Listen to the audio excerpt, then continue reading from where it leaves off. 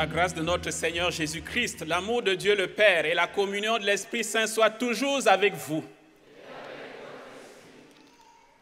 Je suis bien tenté de commencer par ce refrain, même si je n'ai pas une voix angélique comme la voix des membres du chœur qui nous anime la messe, mais je ne manquerai pas de céder à cette tentation.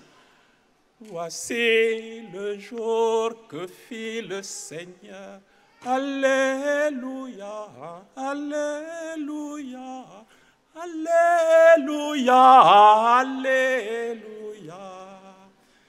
Jour d'allégresse et de joie. Alors, vous avez compris surtout la parole, pas la mélodie. Si j'ai pris ce chant, que j'aime beaucoup, c'est parce que nous sommes le dimanche, jour du Seigneur, jour d'allégresse et de joie, jour de résurrection. C'est la source de la joie chrétienne. Oui, nous sommes rassemblés dans cette Eucharistie pour célébrer la résurrection de notre Seigneur. Et nous serons davantage dans la joie si nous accueillons le message, la bonne nouvelle qui nous est adressée au cœur de cette Eucharistie. Oui, dans l'évangile de ce jour, cette bonne nouvelle commence par un piège tendu à Jésus. C'est un docteur de la loi qui vient voir Jésus pour lui adresser une question, pour le mettre à l'épreuve. Mais en réalité, comme l'Esprit Saint souffle où il veut, l'Esprit Saint s'est saisi de lui pour poser une très bonne question, une question que chaque homme devrait se poser en ce monde. Que dois-je faire pour avoir en héritage la vie éternelle? C'est une question fondamentale que chacun devrait se poser. La vie éternelle, le désir de la vie éternelle, cela touche à cette soif profonde qui habite le cœur de l'homme. Non pas un simple prolongement de notre existence en ce monde, mais la soif d'une vie en plénitude, d'un bonheur sans fin. Il y a une publicité d'une boisson qui dit « Écoute ta soif ». Alors, quand je vois cette publicité, je pense à la vraie soif qui habite chaque homme, y compris celui qui a fabriqué cette boisson-là. Et une soif qui est quelquefois étouffée, malheureusement, par les soifs superficielles des boissons de toutes sortes de ce monde et autres choses que nous prenons ou que nous désirons pour combler ce désir de bonheur, de plaisir.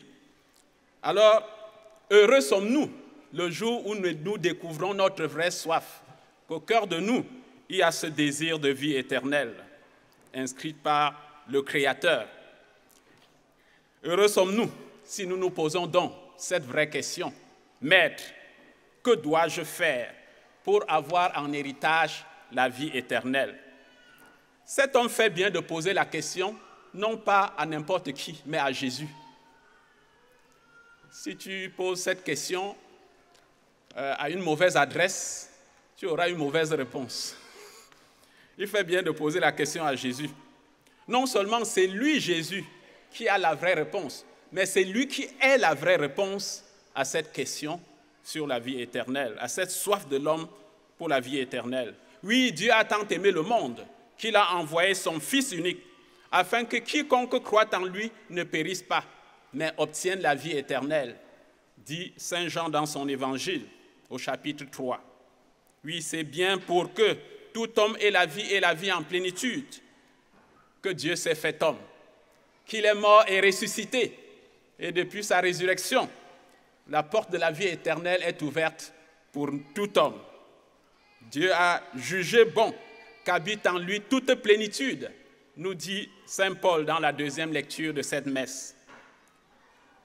Et quelqu'un pourrait me poser la question, et cela est déjà arrivé, où trouver moi aussi Jésus pour m'adresser à lui et entrer avec lui dans ce dialogue libérateur, lui poser mes vraies questions.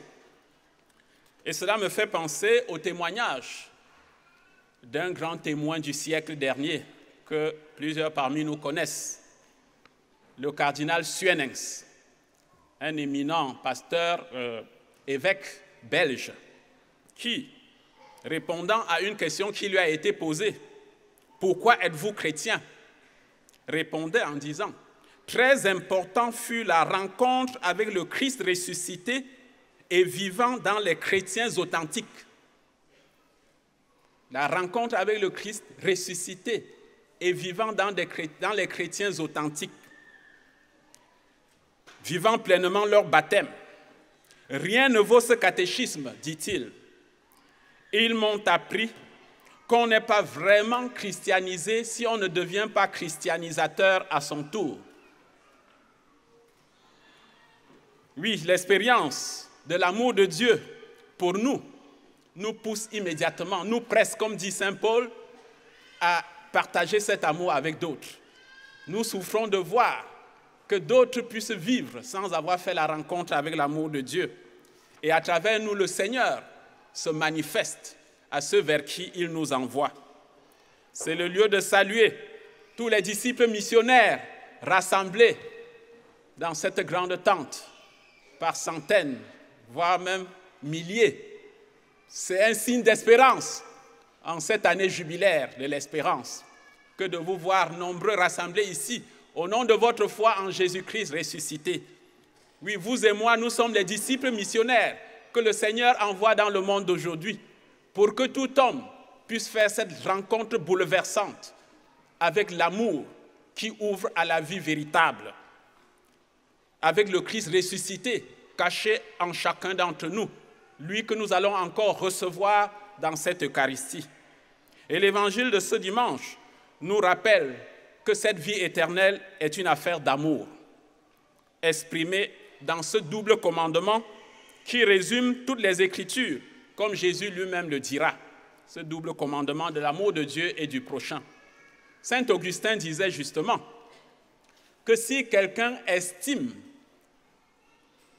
comprendre les Écritures, ou même un passage des Écritures, sans que cela l'amène à croître dans l'amour de Dieu et l'amour du prochain, c'est que celui-là n'a encore rien compris, même si c'est un docteur de la loi ou de la théologie. Oui, cet évangile nous révèle que la vie éternelle est une affaire d'amour. Aimer comme Dieu nous aime. Tout passera, dit Saint Paul, seul l'amour ne passera jamais. Et donc si nous voulons être éternels, il n'y a qu'une seule chose à faire, c'est d'aimer. C'est de vivre dans l'amour. Si tu veux être éternel comme Dieu est éternel, vis dans l'amour, vis d'amour, car Dieu est amour. Oui, beaucoup en ce monde cherchent à assouvir leur soif d'éternité, mais bon nombre s'y prennent très mal. Certains pensent que l'éternité consistera à prolonger indéfiniment son existence sur la terre. Et bonjour à l'acharnement thérapeutique dans certains continents ou certains lieux, mais qui finit toujours par montrer ses limites. Et d'autres croiront qu'ils perpétuent leur existence à travers des œuvres grandioses à leur gloire. L'histoire nous l'apprend. Ou encore dans d'autres contextes que je connais mieux, en croyant qu'il suffit d'avoir une très grande progéniture. Alors, tu vas continuer à vivre à l'infini à travers cette grande progéniture. On peut continuer la liste des pseudo-solutions à la soif d'éternité qui nous habite et qui est une soif légitime. Le Seigneur nous apprend ce dimanche, nous donne cette bonne nouvelle. Ce qui nous rend éternels n'est pas compliqué d'ailleurs, comme dit la première lecture. C'est à la portée de tous. Il suffit d'aimer, de faire tout par amour, comme disait Sainte Thérèse de l'Enfant Jésus. Même le plus petit acte avait un grand amour. Et alors, tu t'inscris dans l'éternité dès maintenant. Je termine en disant 3 mots sur la finale de cet évangile, les 2 commandements de l'amour que nous connaissons très bien. Oui, la première chose que je voudrais souligner, c'est l'adverbe « tout ». Tu aimeras le Seigneur ton Dieu de tout ton cœur, de toute ton âme, de toutes tes forces et de tout ton esprit. Voilà le premier commandement. Trouver des gens qui aiment Dieu un peu, je crois qu'il y en a. Il y en a même beaucoup qui aiment un peu Dieu ou qui croient aimer Dieu. Bon, en tout cas, je ne mets pas en doute leur amour. Mais ce que je voudrais souligner ici, c'est la totalité qui nous inscrit dans une tension permanente. Tant que nous n'aimons pas encore le Seigneur de tout notre cœur, nous n'y sommes pas encore totalement. Et on ne peut pas conjuguer notre amour de Dieu au passé, comme ceux qui me disent dans mon contexte, ah, c'est nous qui avions fait telle chose à telle époque. Et aujourd'hui, voilà. Il ne s'agit donc pas d'aimer le Seigneur à 33% ou à 47%. Nous sommes invités à l'aimer de tout notre cœur. Et pourquoi? Parce qu'il nous a aimés d'un amour infini. Il ne nous a pas aimés à moitié. Nous sommes à Paray-le-Monial, il s'agit pour nous de répondre amour pour amour. Et tant qu'on n'y est pas encore, bien sûr, il ne faut pas s'attrister de ne pas y être encore, mais il faut continuer à progresser en écoutant l'invitation que le Seigneur t'adresse. Oui, mes frères et sœurs, c'est ça à quoi le Seigneur nous invite. Et la deuxième chose, c'est la suite braque le focus sur l'amour du prochain. Sur l'amour du prochain. La parabole qui nous est servie, c'est justement au sujet du deuxième commandement, tu aimeras ton prochain comme toi-même. Car celui qui dit aimer Dieu qu'il ne voit pas et qui n'aime pas son prochain qu'il voit est un menteur, nous dit Saint Jean dans sa première lettre. À travers le prêtre et le lévite qui voient l'homme à demi-mort au bord du chemin et passent outre, sûrement pour des saintes raisons, entre guillemets. Ce n'était pas n'importe qui, le prêtre et le lévite, de bonnes raisons. Alors le Seigneur, à travers leur exemple, nous montre bien que quelles que soient les bonnes raisons que nous pouvons nous donner pour passer à côté de la charité, pour passer à côté des œuvres de miséricorde, nous sommes à côté de l'essentiel. Nous sommes tout simplement à côté de l'essentiel.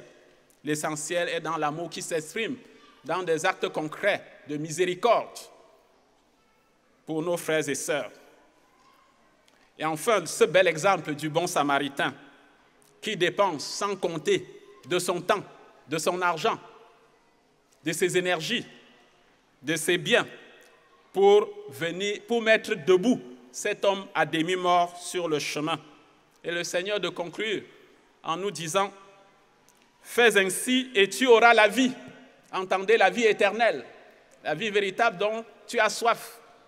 Va et toi aussi, fais de même. Oui, cela me fait penser à un jeune de mon diocèse de Bafia au Cameroun, déniché par un des couples de volontaires Fidesco avec qui j'ai passé de très bons moments dans mon diocèse, et qui, ce jeune de classe de première, avait décidé, jeune chrétien, d'aller visiter les plus pauvres dans les quartiers chaque mardi soir.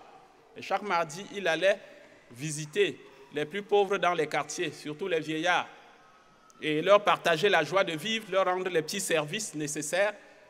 Et quand ce couple de volontaires a découvert ce jeune qui se trouvait dans la paroisse où ils habitaient, ils se sont joints à ce jeune et chaque mardi, ils allaient pour rendre visite à ces pauvres dans les quartiers. Voilà. Ce jeune manifestait une grande joie à le faire. Personne ne le poussait à le faire. Mais au nom de l'amour qu'il a pour le Seigneur, il comprenait qu'il ne peut pas rester indifférent face à cette situation. Va et toi aussi fais de même.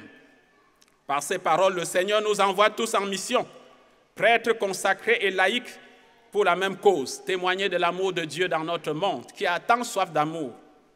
Je me réjouis de la coïncidence entre cette liturgie du 15e dimanche du temps ordinaire avec l'envoi en mission des volontaires Fidesco de cette 45e promotion qui se trouve là devant moi, prêts à partir. Déjà sur leur marque, comme les coureurs, prêts à partir.